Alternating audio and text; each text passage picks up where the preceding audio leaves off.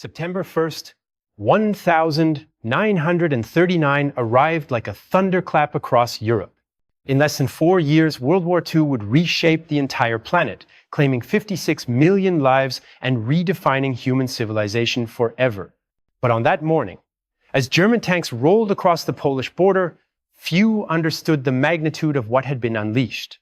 This is the story of those who lived through history's darkest chapter and the resilience that defined an entire generation. The period between the two world wars was marked by stark contradictions and profound desperation. Despite the hopeful promises of peace following the Great War's end in 1918, the Treaty of Versailles, intended to deliver justice, instead fostered a desire for revenge. Germany, burdened by immense reparations and deep humiliation, saw its economy collapse, its national pride wounded. Widespread unemployment plagued the nation, forcing families to sell their most treasured possessions for sustenance. Children came of age knowing only hardship and bitterness. Amidst this turmoil, a compelling voice emerged from the beer halls of Munich and the streets of Berlin, promising a return to greatness for a frustrated populace. Adolf Hitler's ascent to power by 1933, culminating in his appointment as Chancellor of Germany, was fueled by a confluence of economic despair, fervent nationalism, and strategic political maneuvering. Within a few months, he had seized absolute control. The Reichstag fire, an event shrouded in mystery, provided Hitler with the perfect excuse to suspend civil liberties. Opposition parties were outlawed, and the free press was eradicated. Dissenters faced imprisonment, or worse. The totalitarian apparatus was thus initiated, while the world largely remained indifferent, clinging to the hope of a peaceful resolution. But Hitler's ambitions could not be contained by treaties or words. His ideology was built on the concept of Lebensraum, living space, the dangerous idea that Germany needed to expand eastward to survive and prosper. He began systematically rearming despite the Versailles Treaty. He withdrew from international agreements. He tested the resolve of Britain and France, and found them wanting. In 1936, German troops marched into the Rhineland, directly violating the Treaty of Locarno. The Western powers protested but took no action. Hitler learned a crucial lesson. Aggression without consequences only invited more aggression. Meanwhile, in Asia, Japan harbored its own imperial dreams. In 1937, Japan invaded China, launching a brutal campaign that shocked the world with its savagery. Entire cities were obliterated. Civilians were massacred in what became known as the Rape of Nanking. The League of Nations, the international body created after World War I to prevent another global conflict, proved utterly toothless. It could condemn, but it could not enforce. It could debate, but it could not act. Italy, under Benito Mussolini, looked at the success of German and Japanese expansion and grew emboldened. In 1935, Italy invaded Ethiopia, another demonstration of the League's impotence. By 1938, Hitler's ambitions turned to Austria, his homeland. German forces entered the country in March, completing the Anschluss, or the unification of Austria with Germany, to the cheers of hundreds of thousands of Austrians. Britain and France once again protested, but took no action. That September, Hitler set his sights on the Sudetenland, a region of Czechoslovakia with a substantial German population. British Prime Minister Neville Chamberlain flew to Munich, hoping to secure peace, and conceded to Hitler's demands.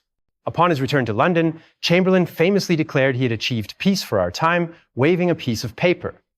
However, within months, Hitler proceeded to seize the remainder of Czechoslovakia. For millions of ordinary people, these were years of mounting dread mixed with denial. How could another terrible war be possible? Europe had barely recovered from the last one. Surely diplomatic solutions could be found, surely reason would prevail, surely the horrors everyone had read about in the aftermath of 1918 would inspire leaders to find another way. But hope, though admirable, is not always a match for ruthless ambition and ideological fanaticism. In Poland, a nation that had fought so hard to reclaim its independence after World War I, the sense of foreboding grew darker each day. The Polish government knew war was coming. Intelligence reports confirmed the buildup of German forces on the border. General Edward Rydz-Śmigły, commanding the Polish army, understood his nation faced an impossible task. Poland's military was outdated and undermanned compared to the German war machine. Yet there was no choice but to stand firm. To surrender without fighting would abandon the very concept of Polish independence. September 1st, 1939 shattered all remaining hopes for peace. At dawn, the Luftwaffe, Germany's air force, descended on Polish airfields with brutal efficiency. Waves of bombers and fighters destroyed the Polish air force on the ground before it could even launch a defense. Tank divisions, supported by mechanized infantry, poured across the border in coordinated waves. This was Blitzkrieg, lightning war, a revolutionary military tactic that would define the early years of the conflict. The Poles, fighting with cavalry against tanks, with rifles against bombers, displayed extraordinary courage but could not overcome the technological and numerical disadvantage. Britain and France, bound by treaty to defend Poland, declared war on Germany on September 3rd. Yet they could do nothing to save their ally. Poland, despite heroic resistance in Warsaw and other cities, fell within weeks. The capital endured a devastating siege, and by October 6th, it was over. In just 37 days, the Polish state had been partitioned once again, this time between Nazi Germany and the Soviet Union, which had signed a non-aggression pact with Hitler just days before the invasion. For the Polish people, it was a catastrophe, the beginning of years of occupation, oppression, and genocide. The winter of 1939 and early 1940 became known as the Phoney War in the West. After the shock of Poland's defeat, military operations in Western Europe seemed to pause. Britain and France sat behind their defensive lines, particularly the Maginot Line on the French border, expecting a long war of attrition. Across the English Channel, the British people endured rationing and blackouts, but the promised German assault on their homeland did not immediately materialize. This lull proved deceptive. Hitler was planning something far more ambitious and devastating than anyone in the West fully appreciated. On April 9th, 1940, Germany launched simultaneous invasions of Denmark and Norway. Denmark fell in a single day. Norway, though it fought back, was quickly overwhelmed by German forces that arrived by sea and air. Britain attempted to intervene, but was outmaneuvered and forced to withdraw. The loss of Norway gave Germany control of the Scandinavian peninsula and access to crucial iron ore supplies from Sweden. More importantly, it demonstrated that Hitler's ambitions extended far beyond Eastern Europe. He was building a continental empire, and he would not stop until he controlled everything. The real blow fell on May 10th, 1940. German forces, in a stunning and audacious maneuver, invaded France, Belgium, and the Netherlands simultaneously. Rather than attacking the heavily fortified Maginot Line directly, German generals, particularly Erich von Manstein, had devised a plan to punch through the lightly defended Ardennes forest and encircle the British and French armies. It was a gamble of extraordinary proportions, but it worked with almost perfect precision. German tanks raced through the broken terrain, while the French and British command structure, built around defensive warfare and the assumption of a long war, simply could not adapt quickly enough. The Dutch were defeated in 5 days. The Belgian army, though fighting stubbornly, was forced back. The British Expeditionary Force, trapped and facing annihilation, undertook a desperate evacuation from the beaches at Dunkirk. Between May 26th and June 4th, over 300,000 soldiers, British, French, Belgian, and Polish troops were evacuated across the Channel in a chaotic but ultimately successful rescue operation. The Royal Air Force, fighting with exceptional bravery, provided air cover against the German Luftwaffe. The Dunkirk evacuation became a symbol of British defiance, but it was also a signal that France was finished. In a stunning and unexpected turn, France, once considered an invincible military power, collapsed within weeks. The German army advanced on Paris from several directions, causing the overwhelmed and demoralized French government to flee the capital. On June 14th, German troops entered Paris virtually unopposed. An armistice was signed with Germany on June 22nd. Dividing France into two, the north was directly occupied by Germany, while the south maintained nominal independence under a collaborationist government based in Vichy. This meant that Western Europe, from the Atlantic to the Soviet Union's borders, was now under Nazi control. Britain stood alone. With France defeated, Italy entering the war on Germany's side, and most of Europe under Axis control, the British people faced the darkest hour in their nation's history. Invasion seemed imminent. German forces massed across the Channel. The Royal Navy, though still the world's most powerful, was stretched thin defending the Mediterranean and the home islands. In London, Winston Churchill, who had become Prime Minister just as the German offensive began, steeled the nation with speeches that would echo through history. "We shall never surrender," he declared, and the British people, though afraid, believed him. They had no other choice.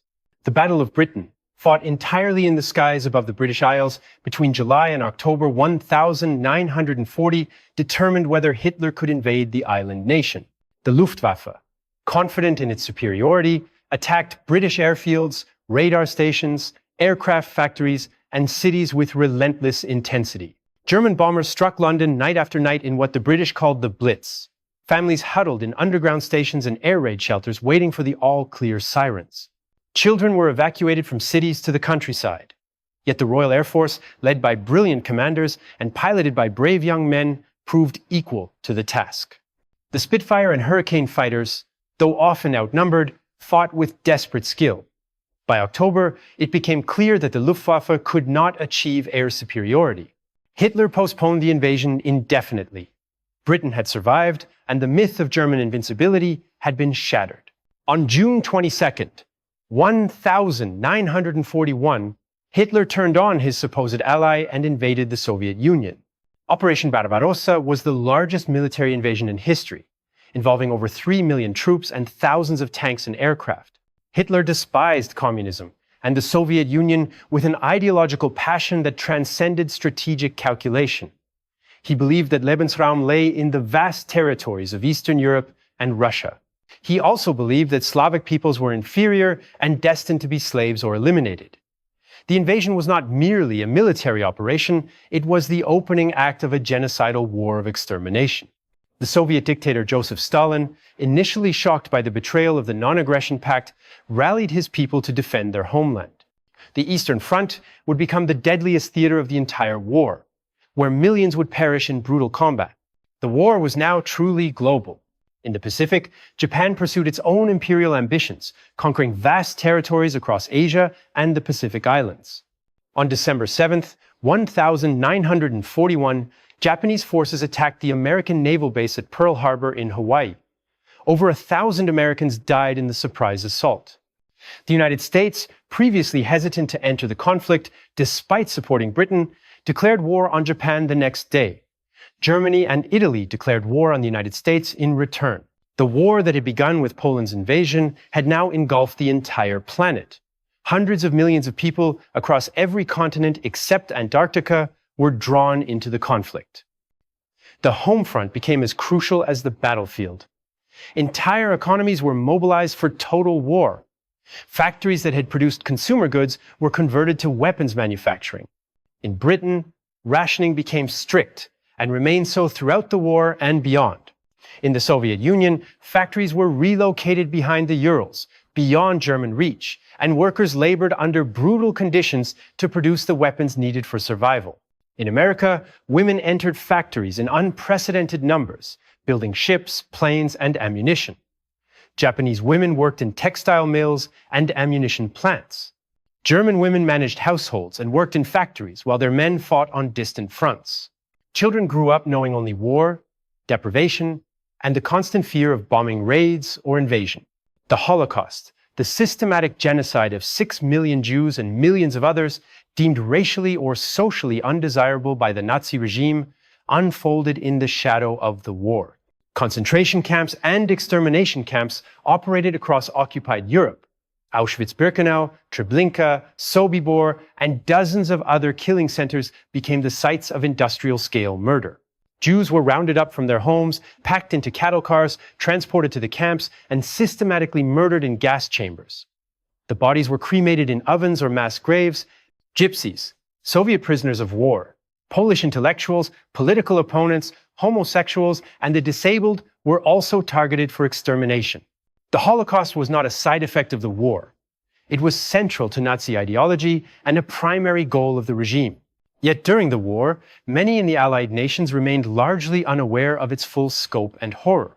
By 1943, the tide of war was turning. In North Africa, British forces defeated the Germans at El Alamein in November 1942, halting the Axis advance toward the Suez Canal. In the Pacific, American forces began a slow, island-by-island advance toward Japan after victories at Coral Sea and Midway in 1942. On the Eastern Front, after the catastrophic German defeat at Stalingrad in early 1943, where hundreds of thousands died in urban combat and starvation, the Soviet army began the long march westward toward Germany. On July 10th, 1943, American and British forces invaded Sicily, establishing a foothold in Europe. Italy, exhausted and demoralized, surrendered in September. The German army, however, continued fighting in Italy, and the campaign there would prove long and costly. On June 6th, 1944, Operation Overlord commenced. Over 150,000 Allied troops, American, British, Canadian, and others crossed the English Channel and landed on the beaches of Normandy in what would become the largest amphibious invasion in history. The night before, thousands of aircraft dropped paratroopers behind German lines. The beach landings were ferocious. At Omaha Beach, American forces suffered catastrophic casualties, with thousands killed or wounded in the first hours as they waded through machine gun fire and navigated obstacles planted on the shore. Yet they persisted. By the end of the day, over 150,000 troops had established a beachhead. Within weeks, the Allies had built up their forces and begun the liberation of France. The campaign in Normandy and northern France was brutal and costly. German forces, though losing ground, fought with skill and determination. The bocage, the thick hedgerows of the French countryside, provided ideal defensive terrain. The ancient city of Caen, supposed to fall on the first day, was not fully secured for weeks. American forces fought through dense forests and determined German resistance to break out from the beachhead.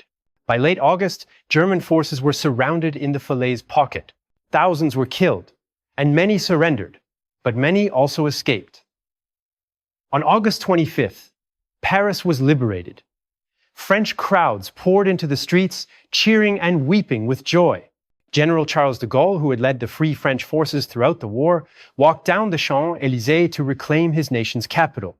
The liberation of France energized the Allied cause, but the war was far from over. Germany still controlled vast territories in Europe. The Soviet army, having driven the Germans out of Soviet territory, pressed westward toward Germany itself. The Western Allies advanced toward the Rhine. Hitler, increasingly detached from reality, refused to accept the inevitability of defeat. He ordered his generals to fight to the last man. In December 1944, he launched the Ardennes Offensive, a last desperate attempt to break through American lines and sow division between the Allies. The offensive, known as the Battle of the Bulge, initially surprised the Americans, but Allied forces, despite being caught off guard, rallied and contained the German advance. Within weeks, the offensive was repulsed with heavy casualties on both sides. The Soviet army entered Poland in January 1945 and pushed relentlessly toward Germany. The Red Army liberated Warsaw and then turned westward. In the Pacific, American forces had island-hopped their way across the ocean, and by early 1945, they were striking at the Japanese home islands. The firebombing of Japanese cities, including Tokyo, Osaka, and others, incinerated entire urban areas and killed hundreds of thousands of civilians. Japan, though defeated and facing certain invasion, still refused to surrender.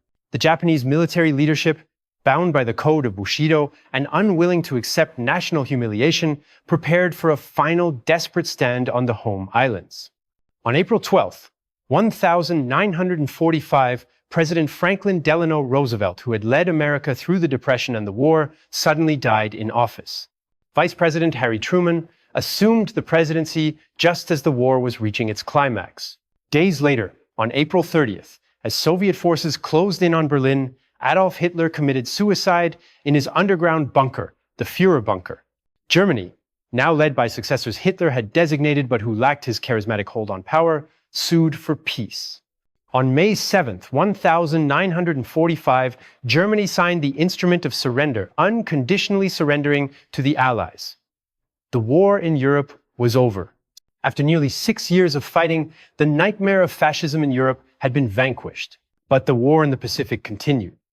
Japan still fought on, and American military planners estimated that an invasion of the Japanese home islands could cost 1 million American lives and even more Japanese deaths. Truman, having just learned about the Manhattan Project and the development of atomic weapons, authorized their use against Japan. On August 6th, 1945, an American B-29 bomber named Enola Gay dropped an atomic bomb on Hiroshima. The explosion obliterated the city in a flash of light and heat. Approximately 70,000 people died instantly, and tens of thousands more would die in the following weeks and months from radiation sickness and injuries. 3 days later, a second atomic bomb was dropped on Nagasaki with similar devastating results. On August 15th, 1945, Japan announced its surrender. The war was over. The world emerged from World War II fundamentally transformed and devastated. An estimated 56 to 80 million people had died, including civilians and soldiers. Entire cities lay in ruins, economies were shattered, empires began to crumble. The Holocaust and other atrocities had exposed the depths of human cruelty and the consequences of unchecked hatred and ideology. Yet from the ashes, humanity also demonstrated remarkable resilience. The Marshall Plan rebuilt Western Europe and Japan. The United Nations was created to prevent another such catastrophe. Survivors rebuilt their nations and their lives. The war had tested humanity to its limits and revealed both our darkest impulses and our capacity for courage, sacrifice, and ultimately renewal. In the years immediately following the war's end, the world grappled with the magnitude of what had occurred. The Nuremberg trials brought Nazi leaders to justice, prosecuting them for war crimes and crimes against humanity. Former Reichsmarschall Hermann Göring, Hitler's designated successor, General Alfred Jodl, and numerous others faced tribunal and judgment. Some, including Göring, took their own lives rather than face execution. Others received lengthy prison sentences or were hanged. The trials established a precedent for holding leaders accountable for atrocities committed in the name of the state. The Tokyo trials similarly prosecuted Japanese military and political leaders for their crimes, including the Rape of Nanking and the brutal treatment of prisoners of war. The displaced persons problem was staggering. Millions of Europeans had been uprooted from their homes, either as refugees fleeing conflict, prisoners of war, slave laborers in German factories, or survivors of concentration camps. Families searched desperately for missing relatives through Red Cross registries and bulletin boards. Many survivors discovered that their entire families had been annihilated.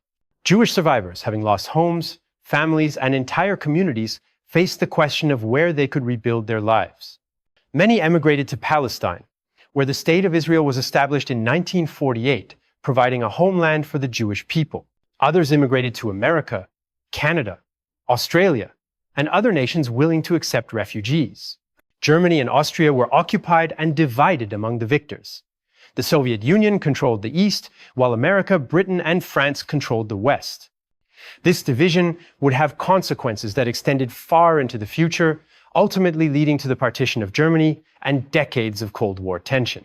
German cities, particularly Berlin, became symbols of both devastation and division. Entire sections had to be rebuilt from rubble. Berlin itself was physically divided, with the Soviet sectors separated from the Western sectors by barbed wire and concrete. The Berlin Wall, constructed in 1961, would remain the most potent symbol of the divided world that emerged from the ashes of World War II. The war had accelerated the process of decolonization. Colonial powers like Britain and France, weakened by the war, found it increasingly difficult to maintain their empires. India, having fought alongside the Allies, demanded independence and achieved it in 1947. Indonesia declared independence from the Netherlands in 1945. Vietnam, under Ho Chi Minh, declared independence from France, leading to a war that would last until 1954. Across Africa and Asia, independence movements gained strength. The European empires that had dominated the world for centuries were in rapid retreat. A new world order was emerging, one no longer dominated by European powers, but by the superpowers that had defeated the Axis, the Soviet Union and the United States. The alliance between the Soviet Union and the Western powers, forged in the crucible of war, quickly dissolved into suspicion and hostility. Stalin, paranoid and ruthless, sought to expand Soviet influence and control across Eastern Europe. He installed communist puppet governments in Poland, Hungary, Czechoslovakia, and other nations. The Western powers, fearing Soviet expansion, responded by strengthening their alliances and containment strategies. President Truman announced the Truman Doctrine, pledging American support to any nation threatened by communist expansion. The Marshall Plan provided billions of dollars to rebuild Western Europe and prevent its populations from turning to communism. NATO, the North Atlantic Treaty Organization, was established in 1949 as a military alliance against Soviet aggression. The Cold War had begun, a global confrontation between communism and capitalism, democracy and authoritarianism, that would define the next 45 years. The technological and scientific advances born from wartime necessity continued to shape the post-war world. Radar technology developed to track enemy aircraft found civilian applications. The jet engine, perfected by German engineers, revolutionized aviation. Antibiotics like penicillin, mass-produced to treat battlefield wounds, transformed medicine, and saved millions of lives in peacetime. The nuclear technology developed for weapons was harnessed for electricity generation. The computers developed to break enemy codes and calculate artillery trajectories became the foundation for the digital revolution that would transform human civilization. The space race, which would see humans walk on the moon, was directly descended from the rocket technology developed during the war. World War II remains the defining event of the 20th century, a cataclysm that killed tens of millions and reshaped every aspect of human civilization. It demonstrated the depths to which human cruelty could descend, but also the heights of human courage and sacrifice. The survivors who lived through those years carried their scars, both physical and psychological, for the rest of their lives. Yet they also rebuilt, remembering the promise they had made to themselves as the war raged, that from such devastation, a better world could be constructed. That promise has never been fully realized, yet the determination to remember, to learn from those dark years, and to prevent their recurrence remains as vital today as it was in 1945, when the guns fell silent and a traumatized world began the long process of healing.